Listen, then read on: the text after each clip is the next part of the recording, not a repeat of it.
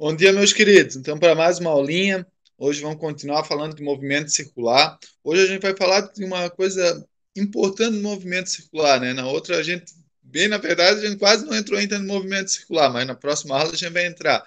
Primeiro a gente discutiu o que era período e frequência, agora a gente vai discutir sobre grandezas angulares, tá? Por que isso? Porque é mais fácil descrever um movimento circular usando essas grandezas angulares, que são descritas, né, diretamente do próprio movimento.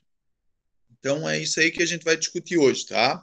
Então, preparei uma apresentação, também vou mostrar lá no Cupete Colorado, né, como que funciona essas grandezas, tá? E no final da aula eu vou deixar a listinha de exercícios lá no Siga para vocês fazerem, tá bom? Então, vou pegar aqui a minha apresentação, pegar a tela inteira.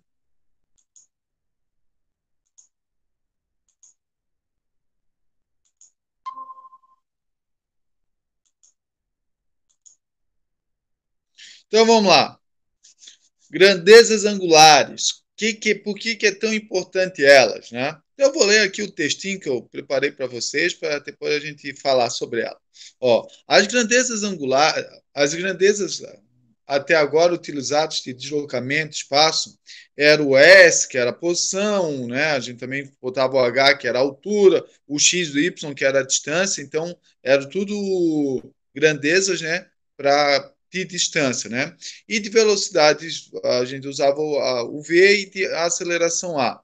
Eram úteis quando o objetivo era descrever movimentos lineares, que era um movimento uniformemente variado, que a gente estudou bastante aqui, tá? Na análise de movimentos circulares, devemos introduzir novas grandezas, que são chamadas grandezas angulares. Por quê?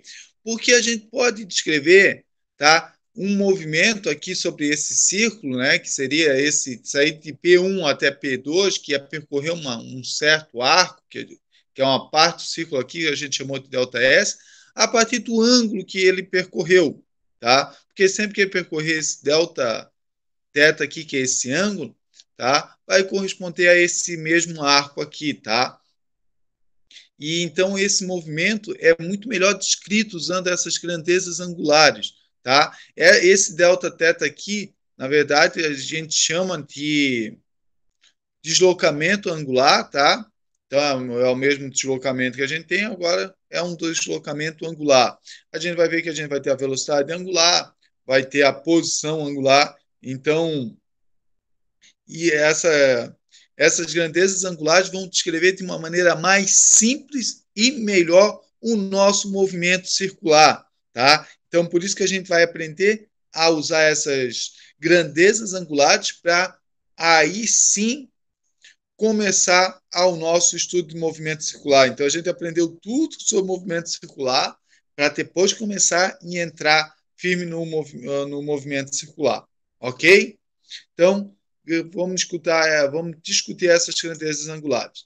A primeira grandeza que a gente vai discutir, né, começar, é a discussão do que é um ângulo. Eu sei que muitos já sabem o que é um ângulo, mas eu vou fazer uma breve revisão do que é um ângulo aqui, para quem não entendeu, vai entender agora o que é um ângulo. Tá? Então, aqui, ó, ângulo é uma medida expressa em graus que é atribuível à região ou conjunto de pontos situados entre duas semi-retas de mesma origem. Tá? Na verdade, ela pode ser atribuída em graus e em radianos, como eu escrevi aqui. Ó, a medida de um ângulo pode ser expressada em graus ou radianos. Então, aqui, ó, eu tenho duas semi-retas, né? Essa semi-reta que vai de A até B e uma outra semi-reta que vai de A até C. E as duas se encontram aqui nesse ponto A. Aqui, ó, forma um ângulo entre elas. E esse ângulo é o que a gente usa, tá? São essa abertura entre essas duas semi-retas aqui, que é o nosso ângulo, tá? O ângulo pode ser em graus, né? Como que funciona um ângulo em graus? Ele vai pegar o quê? Vai pegar tá? Toda a minha circunferência, tá? E dividir essa circunferência em 360 partes, tá? E cada parte dessa vai corresponder a 1 grau. Tudo bem? Então, a volta completa nesse círculo trigonométrico aqui, que é a circunferência inteira, tem 360 graus. Então, começamos aqui do zero, né? Ele botou 360, porque botou o que termina, mas aqui começa no zero. Então, 30, 60. Quando abrir aqui um quarto, é 90 graus, depois vai para 120, 150, até completar a volta inteira, fechando 360 graus, tá? Então, essa é a maneira de a gente medir o ângulo em graus. Mas a gente viu que tem a maneira de medir em graus e em radianos, tá? O ângulo em radiano, o que ele acontece? É mais simples de se usar. Ele, por mais que pareça, professor, mas a gente sempre usou em graus, porque o radiano, tá? O radiano ele é muito mais direto, ele é muito mais útil, muito mais simples de usar, porque a definição dele já sai dos cálculos matemáticos. Eu não peguei um número e dividi, tá? Essa circunferência aqui, né, se vocês se lembrarem, lá da sétima, oitava série, que vocês aprendem a calcular o tamanho de uma circunferência, a gente sabe que a circunferência é igual a 2 vezes π vezes r. R é o raio dessa circunferência, tá? Então, 2πr. Então, o que acontece? Ele pega essa circunferência aqui, que é, vez de dividir em 360 graus, ele divide em 2π, tá? Então, um círculo completo tem 2π. Ah, professor, mas tá complicado, tem uma maneira mais fácil, bem mais simples, que eu falei que o radiano é direto. Por quê? Porque o ângulo aqui, ó, que eu chamei de alfa, é muito fácil calcular. É só eu pegar o arco, que é essa parte aqui em vermelho, que é o tamanho do círculo que está aqui na abertura, oposta ao ângulo aqui, ó, né, que tá as duas semi-retas, e dividir por R. Então, é o tamanho desse arco dividido por R, vai dar o meu ângulo alfa. Só deixa eu mostrar aqui que eu vou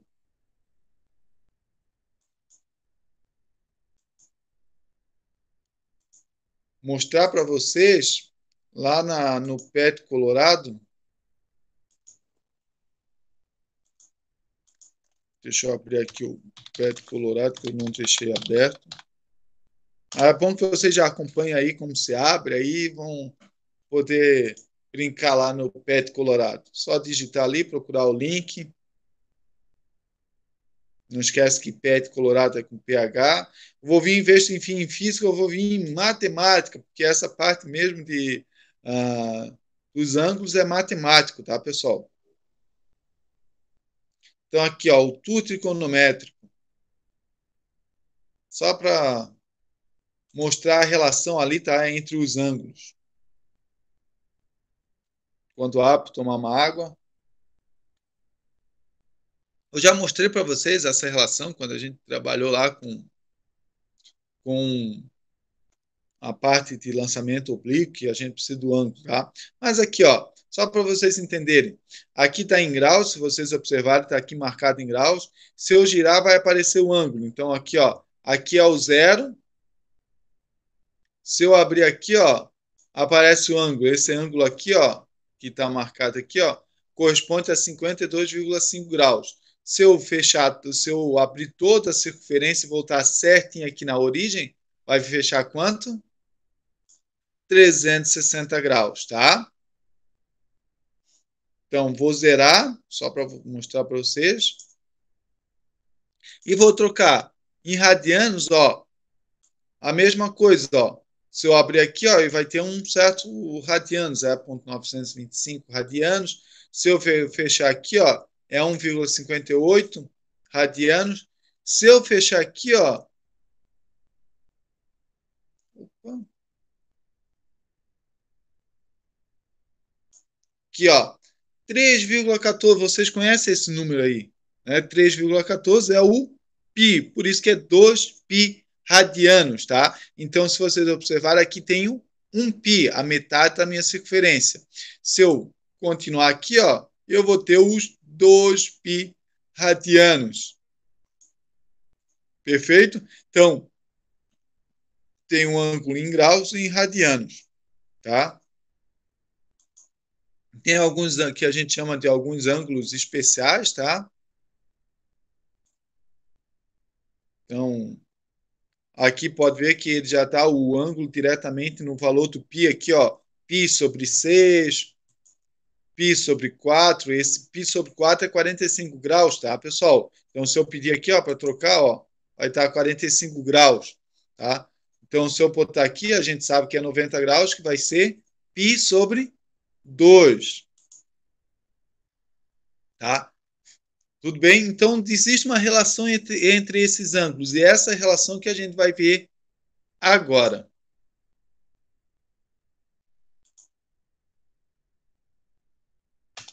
Então, aqui, ó, existe uma correspondência entre graus e radianos, tá?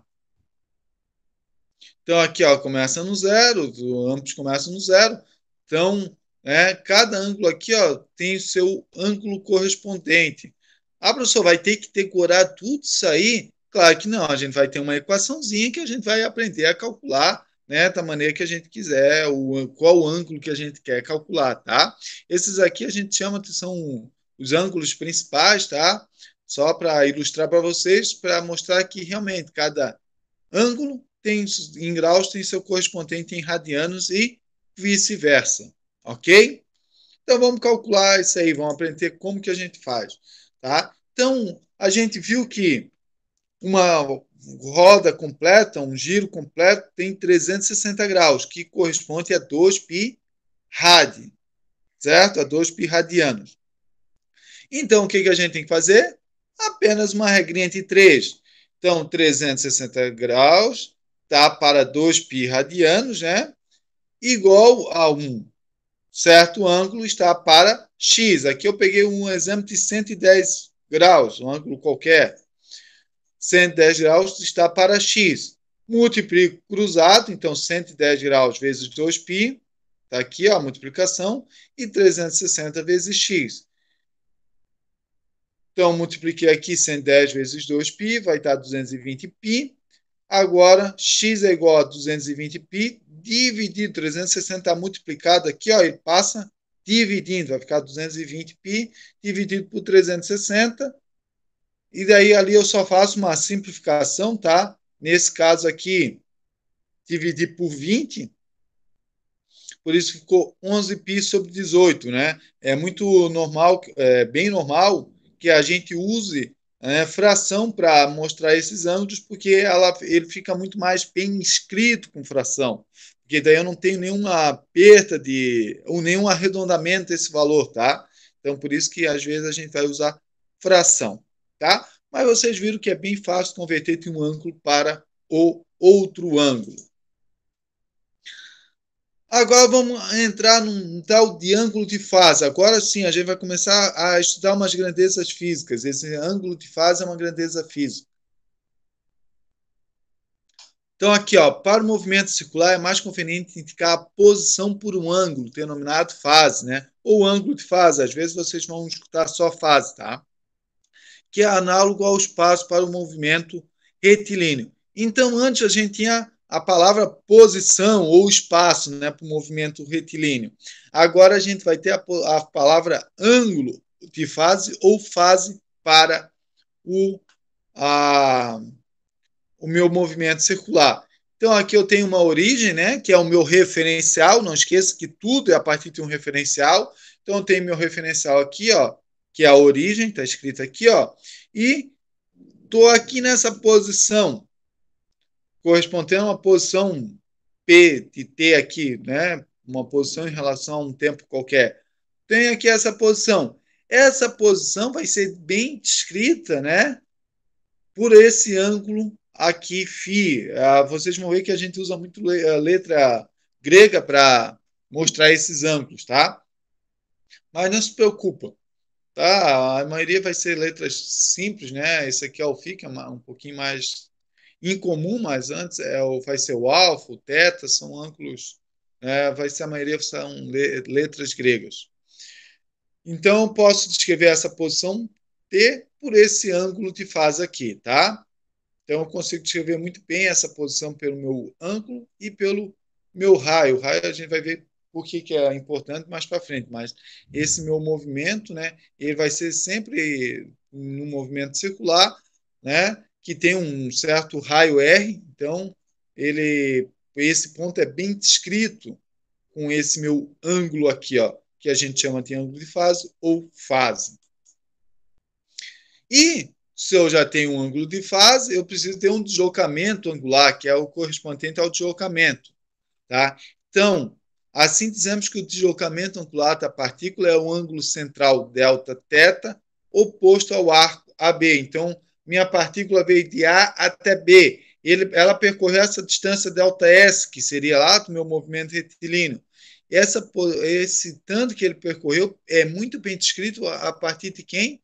Do meu delta θ, tá? Que é o meu deslocamento angular, que é a variação desse ângulo aqui, ó.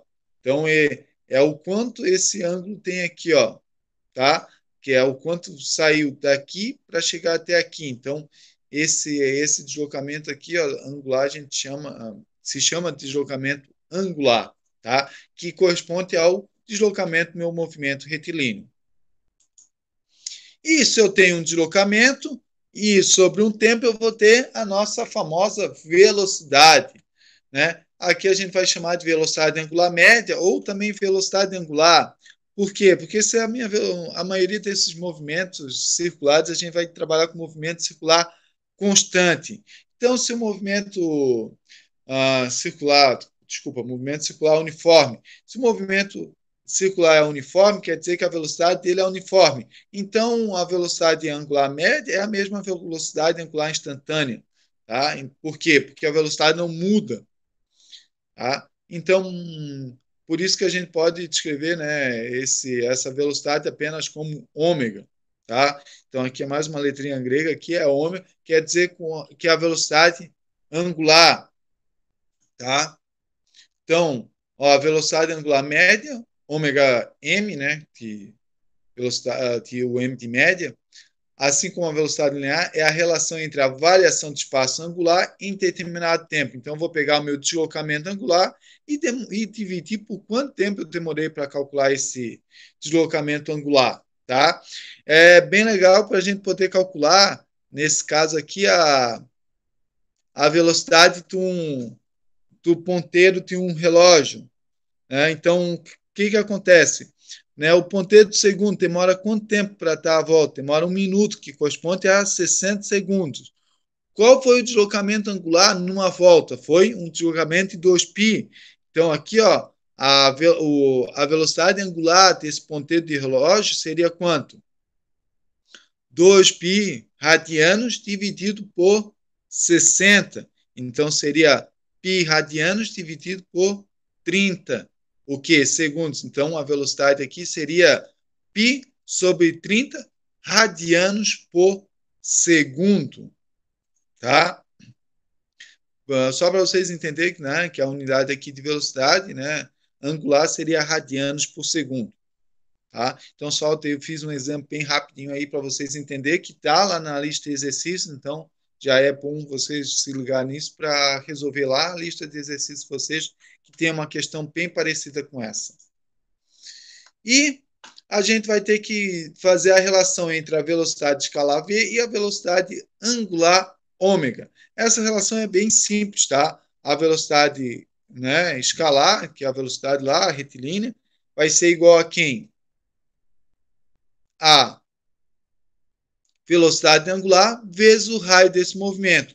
Quanto maior o raio, maior vai ser essa velocidade, né? Então, se eu fizer um movimento aqui, ó, com o dedo, ele vai percorrer um certo arco. Agora, se eu pegar a caneta, que é maior que o meu dedo, o arco que ela vai percorrer é maior. Então, por isso que a velocidade, né, escalar vai ser maior, mesmo se eu tiver a mesma velocidade angular, tá? Então, só, né, uma dica aí para vocês. Então, se eu tiver um relógio de pulso, aquele de ponteiro, né, o meu ponteiro de segundo, né, do meu relógio de pulso para um relógio de uma torre de igreja, né, os dois ponteiros de segundo têm a mesma velocidade angular, só que a velocidade linear deles é diferente, a velocidade escalar, desculpa, deles é diferente. Por quê? Porque o raio, né, do ponteiro da torre da igreja é muito maior que o raio do meu relógio de pulso. Ok? Então, aqui tem um exemplo, tá? Um exemplo meio complexo aqui, só para vocês entenderem, mas é bem. Vou fazer aqui para vocês verem como é simples. Vou tomar uma aguinha para ler. Um automóvel se desloca em uma estrada horizontal com velocidade constante, de modo tal que os seus pneus rolam sem qualquer deslizamento na pista. Cada pneu tem diâmetro D igual a 0,50 metros. E um medidor colocado em um deles registra uma frequência de 840 RPM. A velocidade do automóvel é de. Então, ele quer a velocidade do automóvel. Então, ele me deu aqui, ó, a tal da frequência, que é 840 RPM, tá? Então, o que isso quer dizer? Que vai estar 840 voltas por minuto. Ele me deu o diâmetro. Ah, professor, mas o diâmetro. Para que o diâmetro? Não esqueçam que o raio, né, na verdade, é o diâmetro dividido por 2. Então, com o diâmetro eu tenho o raio. Então, aqui o meu raio vai ser de quanto? 0,25 metros. Então, perfeito. Com essas informações eu consigo calcular a velocidade desse automóvel, tá? Que é a velocidade que ele vai estar. Então, para calcular isso, eu preciso calcular o ponto, tá? Da velocidade num ponto na superfície desse pneu. Para calcular a velocidade num ponto é muito simples, né? Eu sei que velocidade é igual. Só deixa eu inserir aqui.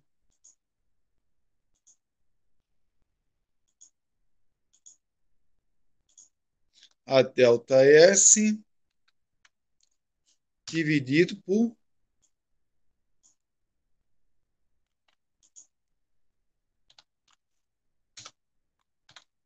delta T, tá?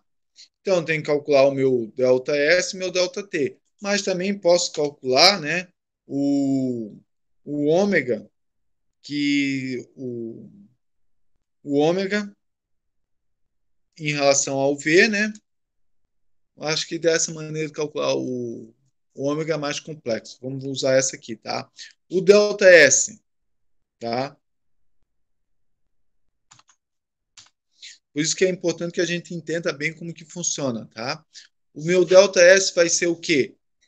Todo o movimento da superfície desse pneu, tá? Então eu sei que o movimento da superfície, ele falou que esse pneu faz 840 rotações por minuto. Então vai estar 840 voltas por um minuto. Cada volta, né, ele vai percorrer duas vezes o π vezes o raio desse pneu, tá? E o tempo? Ele falou que é 840 voltas por minuto, então um minuto tem 60 segundos. Então, aqui eu já tenho boa parte, só resolver isso aqui, vai ficar, então, 840,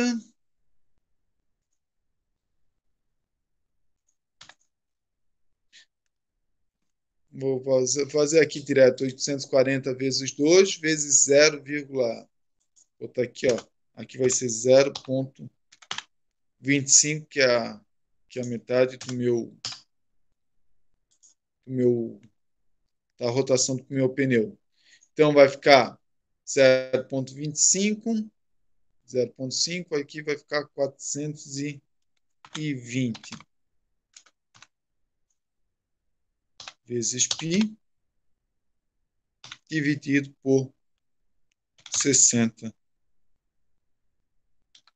segundos.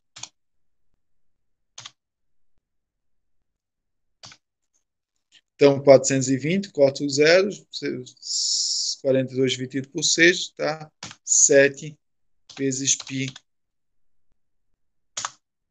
metros por segundo, tá? Pessoal, o metro vai dar porque aqui, ó, o raio está em metros, tá? Então, por isso que vai dar metros por segundo. Eu vou botar aqui a unidade, tá? Só para vocês entenderem, tá? Então, a velocidade desse carro é 7 vezes π metros por segundo. Se quiser calcular, o valor do π é 3,14, põe aqui, multiplica, tá? Mas muitas vezes o resultado lá no que dá para vocês assinalarem, tá? Vai dar dessa maneira. Então, pode botar dessa maneira aqui, não tem problema nenhum. Tá bom? Espero que vocês tenham gostado da aula e tenham entendido como que funciona essa tal de grandezas angulares e por que que ela facilita, né, a gente descrever o movimento circular usando elas. Tá bom?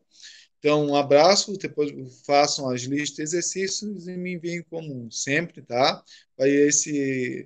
Essa semana vai ser só 2 listas, tá? Porque senão a gente vai entrar de exemplo dentro aí, então vou mandar só 2 listas essa semana, tá bom? Um grande abraço a todos e fiquem bem.